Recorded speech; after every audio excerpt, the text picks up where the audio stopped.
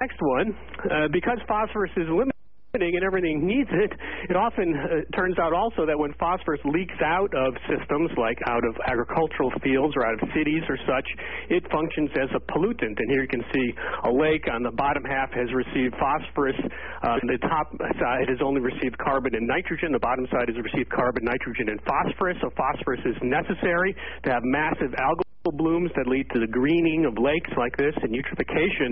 So phosphorus is a big issue for sustainability and the quality of aquatic ecosystems. So we know that phosphorus, because it's limiting, because it's so important to organisms, often functions as a pollutant when it leaves human hands.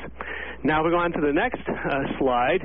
We can also start to talk about, well, where does this phosphorus come from that we use in fertilizer? Well, it comes from just a few places around Earth. It comes from mines of phosphorite deposits that were built up over tens of and hundreds of millions of years by biological processes.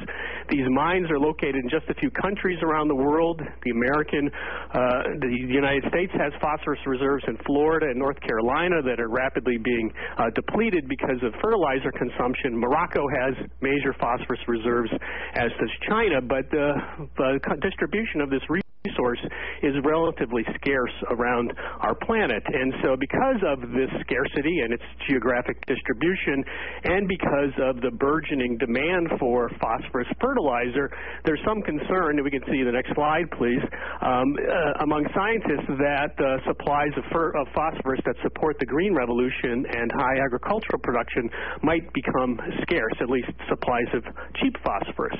And so we need to get a lot cleverer about phosphorus in society, and it's really exciting to think about the possibilities that are raised by a clever organism that has evolved a way to do without phosphorus, possibly, as we're talking about today. So if we go on to the next slide.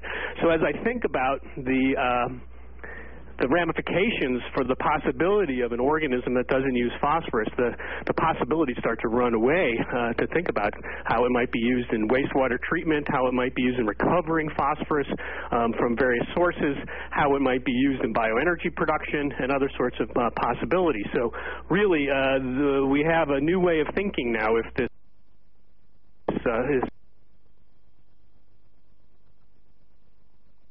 if this study holds up, that there are organisms that are possibly able to grow without phosphorus.